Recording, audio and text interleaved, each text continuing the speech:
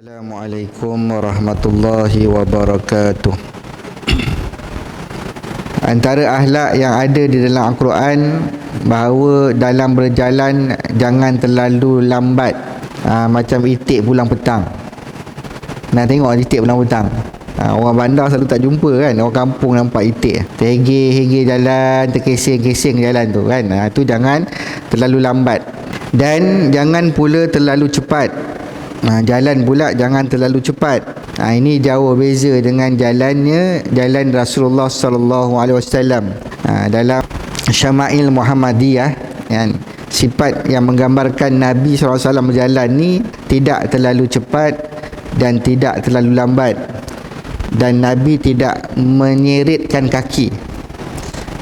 Tahu menyeritkan kaki? Kesek jalan. Nabi tak menyeritkan kaki, dia tak menyeritkan kaki gitu. Nabi melangkah. Nabi melangkah, tidak terlalu cepat dan tidak terlalu lambat. Langkahan Nabi tu sederhana. Tetapi kalau Nabi berjalan tu nampak macam lajulah. Dan menundukkan badan Nabi tu berjalan tu seolah-olah macam menuruni bukit. Begitu jalan dia. Kan? Dia kita tegak ni kan, Nabi condong sikit ke depan. Jalan tu. Menundukkan pandangan. Bagi kita menundukkan pandangan. Sebab itu jalan ni ada adab dia berjalan. Jalan ni ada adabnya. Sebab tu kalau kita tengok jalan itu jalan mendada.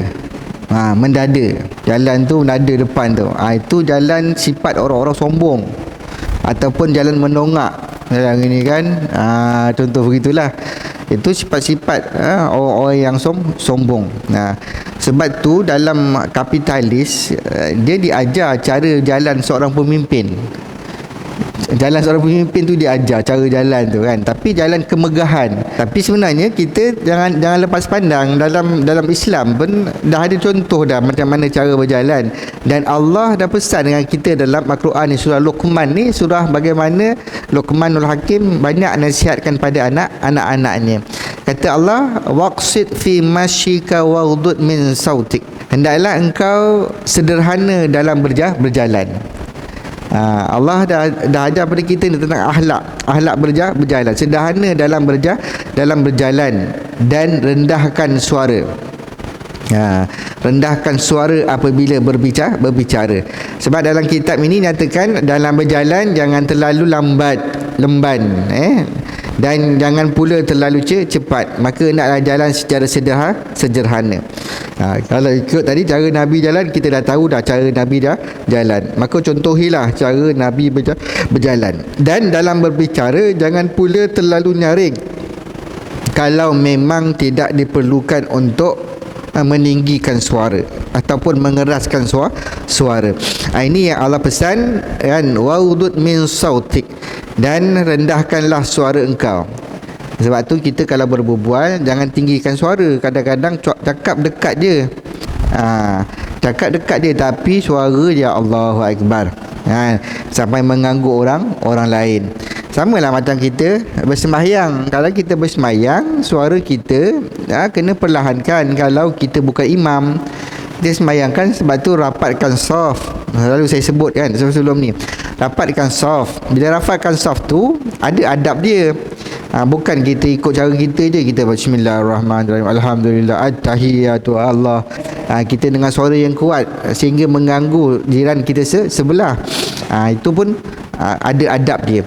Maka dalam kita berbual, sebab tu Nabi larang dalam masjid jangan tinggi suara. Berbual jangan tinggi suara.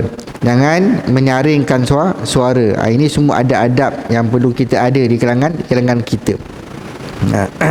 Sebab itu kalau kita berbual, kalaulah berbual itu keliling kita semua orang-orang yang dekat-dekat kan, orang rapat-rapat, tak perlulah kita nak tinggikan suara, melainkan dalam apa-apa perkara yang diperlukan untuk tinggikan suara.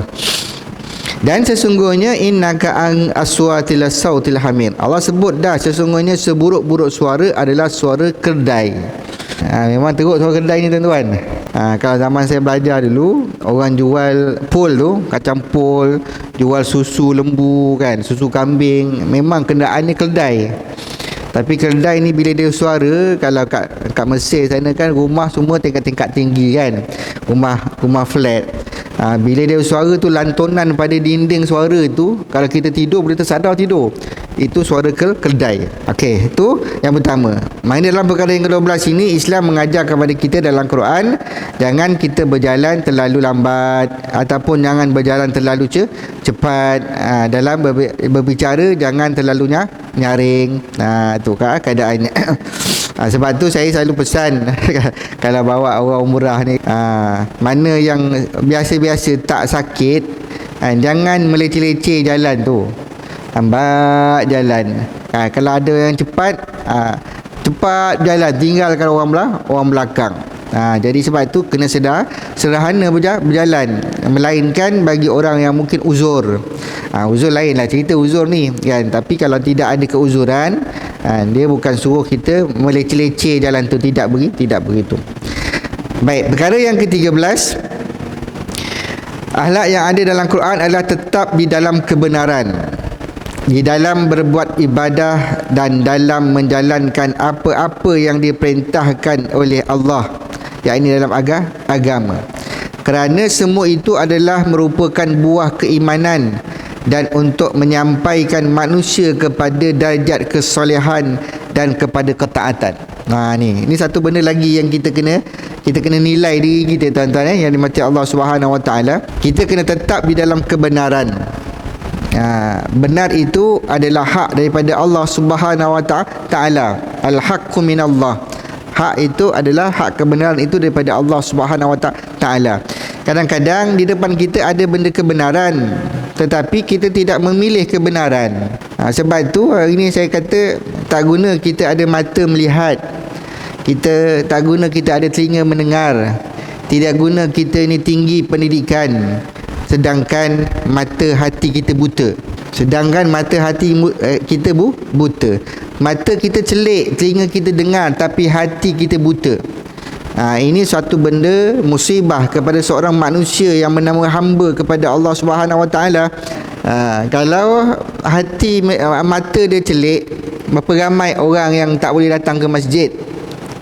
Kalau telinga dia mendengar, berapa ramai orang yang mendengar azan, marilah solat, marilah menuju kejayaan, tetapi buat je dia. Buat rasam tak ada apa-apa je panggilan Bilal itu untuk datang solat. Sebab apa? Sebab hatinya buta. Kalau hatinya celik, mata buta tak apa. Hati celik, mata buta tak mengapa. Dah ada kebenaran dan nyata dah, ada bukti kebenarannya. Nabi datang bawa kebenaran.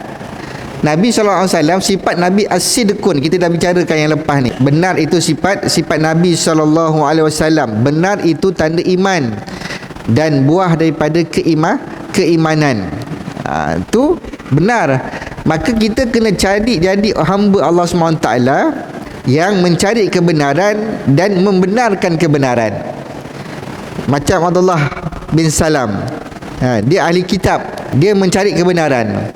Bila dia cari kebenaran, Nabi sampai berhijrah, dia cari betul tak dalam kitab dia menyatakan bahawa tanda kenabian Nabi, tanda nubuah Nabi ada pada tengkuk Nabi. Dia tengok ada tanda kenabian tu pada tengkuk Nabi, satu. Kemudian ada beberapa soalan yang tanya kepada Nabi SAW, yang hanya Nabi akhir zaman saja yang boleh jawab soalan itu. Maka dia tanya Nabi dapat jawab. Maka apabila dia nampak Nabi, bila dia lihat Nabi datang dia daripada Mekah ke Madinah itu, setelah dia Islam, dia meriwayatkan hadis, dia kata, apabila aku melihat wajah Muhammad, tidak terdapat pada tanda-tanda wajahnya itu tanda kedustaan. Ini orang yang mencari kebenaran. Abdullah bin Salam, ahli kitab, bukan Islam. Tapi bila dia dapat kebenaran apa yang ada dalam kitab dia, bahawa dalam kitab dia itu menyatakan, dalam Taurat itu menyatakan ada tanda-tanda Nabi akhir zaman, maka apabila dia mendapat tanda-tanda Nabi akhir zaman itu dan dia berjumpa, maka dia terus beriman kepada Allah dan Rasulnya. Itu Abdullah bin Salam. Sebab tu bila dia lihat, dia kata, ketika aku melihat kali pertama wajah Nabi SAW, di wajahnya itu, sudah lihat saja pada wajah Nabi itu tidak terdapat tanda-tanda pendustaan. Itu contoh begitu. Jadi kita nak begitulah, kita cari kebenaran, maka kita membenarkan apa itu kebenaran. Ini semua hidayah. Tuan nikmati Allah Subhanahu Wa Taala ini adalah hidayah Allah Subhanahu Wa Taala. Maka kita jangan jadi orang yang celik matanya, dengar telinganya, tetapi tidak mendapat cahaya kebenaran daripada Allah Subhanahu Wa Taala. Maka tetap juga di dalam berbuat ibadah. Fastaqim kama umirta. Kan, tetap berada dalam istiqamah dalam beribadah. Ini juga satu nikmat rezeki yang Allah kurniakan kepada kita untuk kekal kita beribadah kepada Allah Subhanahu Wa Taala. Kan, Allah sebut tu dalam ayat dalam surah Fussilat. Kan, Allah Subhanahu Wa Taala kata apa? A'udzubillahi minasyaitonirrajim. Innal ladzina qalu rabbunallah summa istaqamu. Ni mukadimah ayat daripada surah Fussilat ini. Kan, kata Allah, innal ladzina qalu rabbunallah, sesungguhnya orang-orang yang berkata Tuhan kami ialah Allah. Siapa yang berkata sesungguhnya mereka-mereka yang berkata Tuhan kami adalah Allah? Siapa? Orang-orang beriman lah.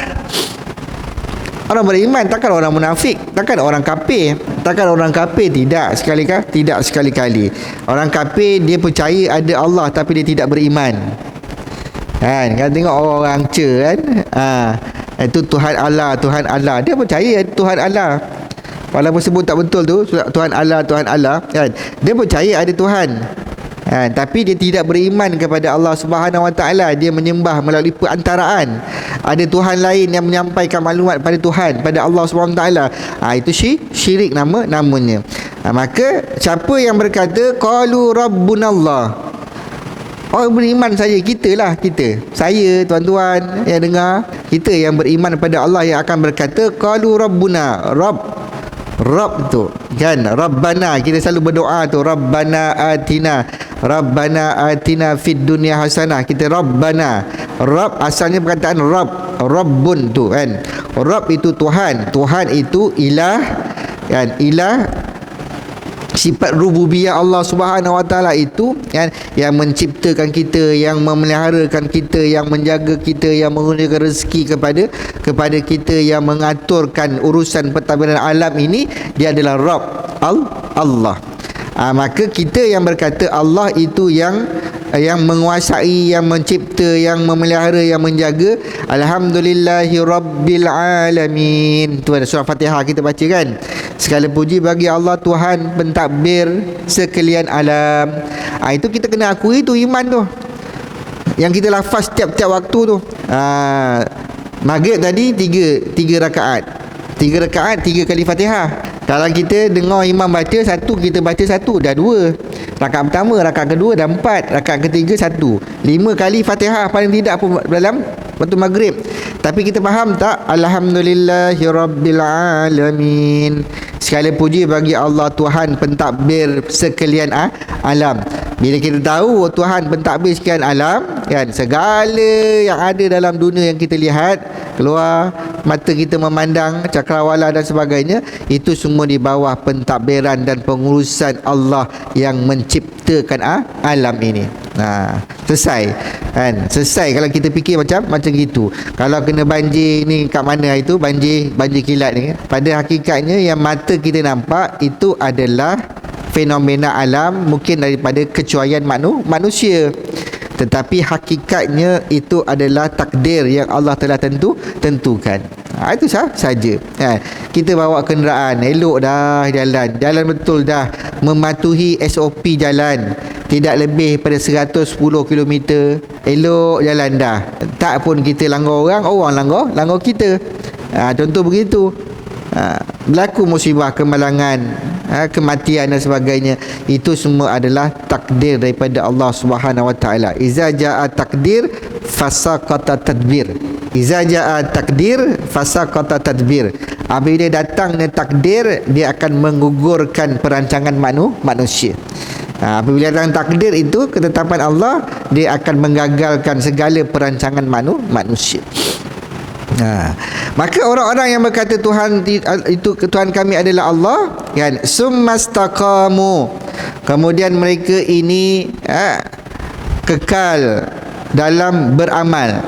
Istiqamah itu kekal dalam beramal, berterusan beramal, membuat amal soleh, jaga waktu semayang, jaga puasa-puasa sunat, jaga amalan-amalan sunat, bersedekah, berakhlak, membaca Al-Quran. Ini semua amal-amal, zikir-zikir yang kita baca secara istiqamah setiap hari. Sebab itu kata para ulama, nak dapatkan title istiqamah ini, hendaklah kamu beramal selama 40 hari. 40 hari jangan tinggal. Sebagai contoh, kita semayang sunat subuh 2 rakaat. Kan nak dapatkan istiqamah itu kena semayang tiap-tiap waktu, tiap-tiap subuh itu selama 40 hari. Lepas tu jangan berhenti. Teruskanlah untuk dapatkan martabat istiqamah itu. Kita akan terus semayang duha. Buat semayang duha, amal waktu duha yang panjang tu, pagi 7.30 sekarang ni dah boleh solat duha sampai pukul 12 lebih kan, boleh solat duha. Maka buat, jangan tinggal selama 40 hari. Nanti baru kita akan dapat kenikmatan, kemanisan dalam beramal. Begitu juga amal-amal yang lain kan. Yang saya sebut yang kuliah ni, Sayyidul Istighfar. Sayyidul Istighfar, penghulu segala istighfar. Tuan-tuan tahu dah? Hafal? Penghulu syara istighfar. Astaghfirullah tu biasa bagi kita. Tapi Sayyidul Istighfar, penghulu syara istighfar tu yang saya selalu baca dalam mukadimah saya. Allahumma anta rabbi la ilaha illa anta khalaqtani wa ana abduka wa ana ala ahdika wa wa'dika mastata'tu a'udzubika min syarri ma sana'tu abu'u laka bi ni'matika alayya wa abu'u bi zambi faghfirli fa innahu la yaghfiru dzunuba illa anta. Itu Sayyidul Istighfar.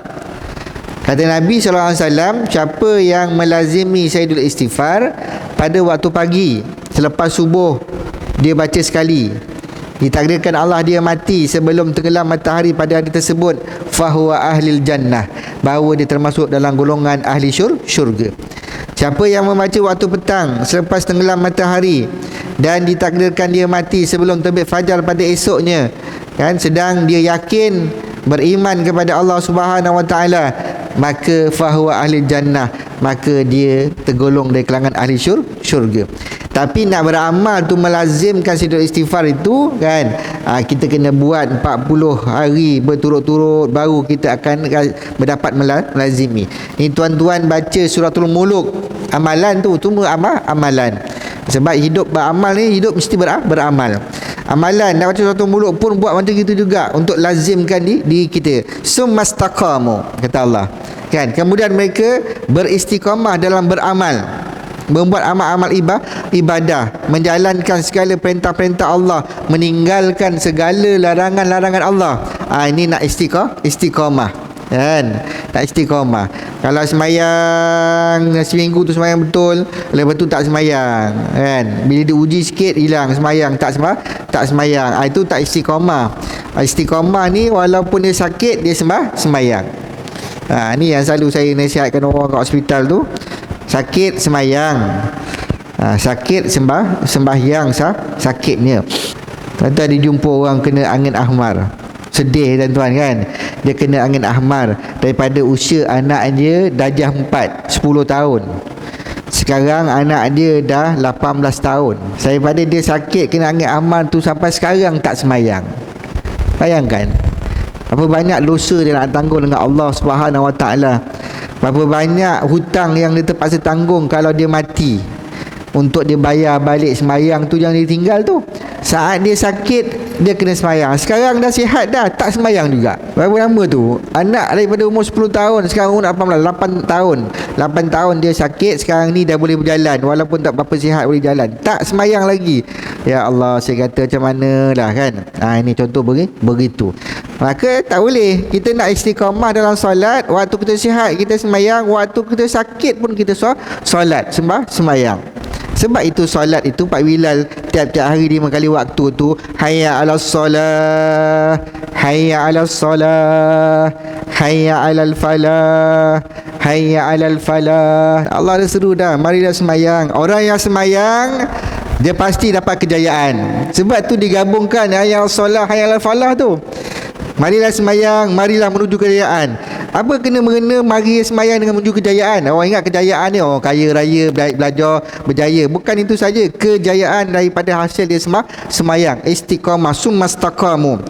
Ya, semayang dengan secara yang betul. Ya, seperti mana yang telah diperintahkan oleh Allah Subhanahu Wa Taala. Inilah buah daripada keimanan. Lepas tu susah kita nak tengok orang datang semayang berjemaah ni cari istiqamah. Kalau kita tengok ni kat keliling kita ni ramai orang. Kadang-kadang kita tengok satu tempat tu macam ramai orang datang semayang. Rupanya itu hanyalah 1% daripada penduduk situ. Kalau semua datang semayang, satu buah rumah semua datang semayang, maka penuhlah masjid dan surau.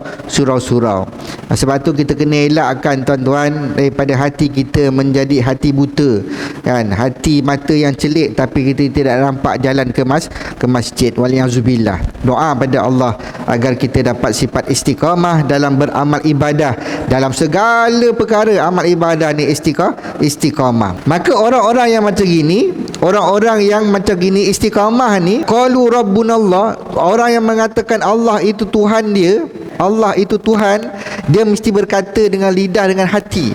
Bukan sekadar ucapan lidah semata-mata. Kalau lidah semata-mata, burung pun boleh bercakap. Tetapi mesti dengan hati.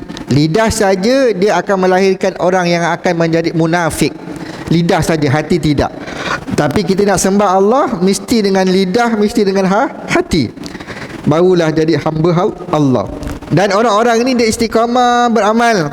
Kata Allah apa? Tatanazzalu alaihimul malaikatu alla takhafu wa la tahzanu. Ni janji Tuhan tuan-tuan ya. Kan sebab tu kita kena berakhlak baik dalam kita kena tetap dalam kebenaran, kita kena tetap dalam buat ibadah, kita kena tetap dalam menjalankan apa yang diperintahkan oleh Allah Subhanahu Wa Taala. Nak dapatkan itu yang kita kata Allah Tuhan kita dan kita istiqamah itu, maka selepas itu Allah akan bagi kita kurniaan. Kurniaan apa? Tatanazzalu alaihimul malaikah. Allah akan utuskan malaikat turun. Malaikat akan turun kepada kita nascaya berkata, alla takhafu wa la tahzanu. Jangan kamu takut dan jangan kamu duka cita. Wa abshiru bil jannati allati kuntum tu'adun.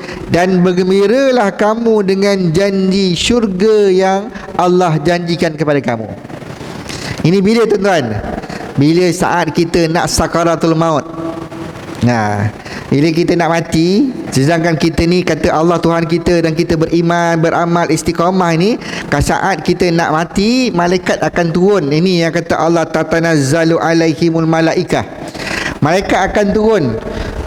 Ini selain daripada malaikat Israel yang mencabut nyawa, malaikat lain, malaikat rahmat akan turun berkata pada kita, alla takhafu wa la tahzanu.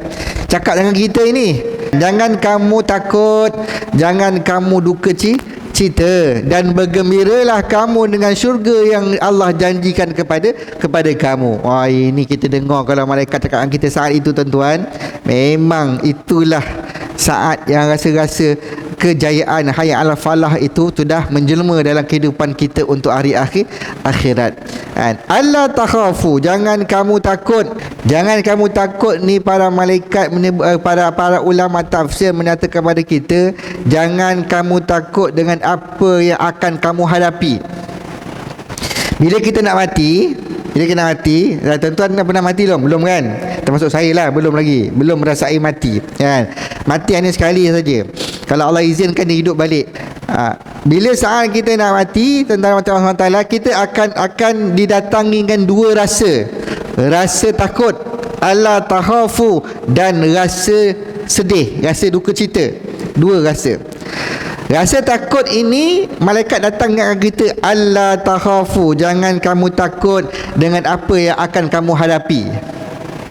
Kita mati ni, apa kita akan hadapi? Kita hadapi sakarat dan juga alam barzah. Bila kita nak mati ni, kita akan jumpa sakaratul maut, kemabukan kematian. Ini bukan sebab minum arak mabuk ni. Mabuk nak mati tu, kegelisahan diambang antara kebenaran dan kebatilan. Kemudian kita akan hadapi alam barzah. Alam barzah, himpitan kubur, belitan ular dan juga pukulan malaikat dalam kubur, yang entah bila lama masa dalam kubur itu lebih lama daripada masa kita hidup. Kalau kita hidup di umur kita 63 tahun, dalam kubur akan lebih lama lagi masa daripada 63 tahun. Maka kita hadapi alam kubur tu, bangkit pula daripada mahsyar, nak untuk penghisapan terhadap segala amal-amalan kita buat, nak melintas pula daripada titik Siratul Mustaqim untuk masuk ke syurga ataupun ke neraka. Semua sekali itu kita takut kita. Tapi malaikat datang, alla takhafu, jangan kamu takut terhadap apa yang akan kamu hadapi. Sebab apa? Sebab kita kata Allah Tuhan kita, dan kita mentaati segala perintah Allah Subhanahu Wa Taala kepada kita, dan meninggalkan segala larangan Allah kepada kita, kita tak buat. Ini satu, alla takhafu wala tahzanu, jangan kamu sedih, jangan kamu duka cita. Sedih dengan apa yang akan kita tinggalkan. Sedih dengan apa yang akan kita tinggalkan. Malaikat sebut wala tahzanu, jangan kamu sedih. Kamu nak tinggalkan isteri kamu yang kamu sayang, kamu nak tinggalkan anak-anak kamu, kamu nak tinggalkan rumah kamu yang selesa, kamu nak tinggalkan kenderaan kamu, kamu nak tinggalkan harta benda kamu, kamu nak tinggalkan pangkat, darjat, kedudukan kamu kat dunia. Jangan sedih. Jangan sedih. Malaikat sebut pada kita, wala tahzanu, jangan kamu sedih. Sebab yang hidup ini, kalau kita tinggalkan dia, sifat dia beriman macam mana sifat iman kita, dia juga akan selamat di dunia, selamat di akhirat. Yang malangnya kita hari ini, bila kita nak mati, kita meninggalkan anak-anak kita yang tak pandai baca Quran, anak-anak kita yang tak semayang, anak-anak kita yang menedahkan aurat, anak-anak kita yang belasah saja halal haram semua disapunya. Ini yang kita bimbang. Isi yang kita tinggalkan pun begitu juga, yang tidak beriman pada Allah, kita bimbang itu. Tapi kalaulah mereka isteri kita, anak-anak kita tu sifat dia semua adalah sifat dia seperti mana innal ladzina qalu rabbunallah summastaqamu, maka mereka besok pun masa mereka nak mati, mereka akan datang juga, alla takhafu wala tahzanu.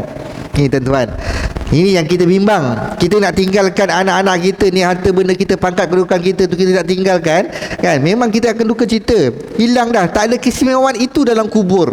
Kalau hari dalam kat dunia ni masuk penjara pun orang masih layan kita baik lagi, tuan-tuan. Masih layan lagi kalau kat dalam penjara. Tapi masuk dalam kubur, tak ada pangkat, tak ada darjat, tak ada kedudukan dalam kubur. Itulah nama disebut. Tak ada nama sebut Tan Sri ke Datuk Seri ke, kan, yang di Pertuan Agong ke, tak ada. Itulah nama, siapa nama kamu Zairul, itulah disebut oleh malaikat kita dalam kubur. Maka kalau kita nak tinggalkan semua anak-anak kita tadi, kata malaikat, jangan kamu rasa sedih dengan apa yang akan kamu tinggalkan. Tinggalkan dunia ini, tinggalkan. Sebab perjalanan kamu nak menuju akhirat itu lebih lagi yang kamu cintai. Sebab apa? Kita dah dapat kejayaan. Apatah lagi saat kita sakarat tu, nyawa sampai ke gar-gar ini, sampai ke halkum ni, Allah akan buka hijab mata kita untuk kita melihat kesudahan hidup kita ni, syurga ataupun neraka. Bila kita melihat syurga, roh kita tidak akan bersabar-sabar untuk keluar, kerana sudah menikmati, sudah merasai akan kenikmatan hidup sesudah hidup di dunia ini. Ada lagi satu kehidupan yang kekal selama-lamanya, iaitu di syurga Allah Subhanahu Wa Taala. Wah, alhamdulillah. Kalau tidak di syurga, di neraka, wal iyazbillah. Ini kita dalam dunia tetap dalam kebenaran, di dalam buat ibadah kita istiqamah, dalam menjalankan apa yang Allah perintahkan dalam agama ini, kita taat, patuh, tunduk sebagai lambang ketaatan kita. Ya ayyuhallazina amanu rka'u wasjudu wa'budu rabbakum waf'alul khair la'allakum tuflihun. Dalam surah Al-Hajj ayat 77, Allah Ta'ala perintah, wahai orang-orang yang beriman, rokoklah kamu, sujudlah kamu, sembahlah Tuhan kamu, dan buatlah kebaikan-kebaikan yang Allah perintahkan kepada kamu, la'allakum tuflihun, mudah-mudahan kamu berjaya. Nampak? La'allakum tuflihun tu sama dengan hayya 'alal falah. Fa lam ha, kejayaan, jaya, berjaya hidup di dunia dan berjaya hidup di akhirat. akhirat. InsyaAllah tuan-tuan, dimati Allah SWT, sekali itu dulu untuk kali ini. Kita jumpa lagi pada pertemuan yang akan datang dengan izin Allah Ta'ala dalam perkara yang ke-14 tentang akhlak-akhlak yang baik yang ada di dalam Al-Quran untuk kita tiru, untuk kita ikut, untuk kita contohi, beramal dengan akhlak-akhlak yang baik. Mudah-mudahan kita terpelihara, kita sentiasa berada dalam kebenaran dan mati kita seperti mana yang Allah janjikan, tatanazzalu alaihimul malaikah alla takhafu walah tahzanu. Malaikat turun menenangkan kita, jangan kamu takut, jangan kamu duka cita, wa absyirul bil jannah, dan bergembiralah kamu dengan syurga yang Allah janjikan. Wallahu a'lam bishawab. Yang baik daripada Allah, yang lemah daripada kelemahan diri saya sendiri. Assalamualaikum warahmatullahi wabarakatuh.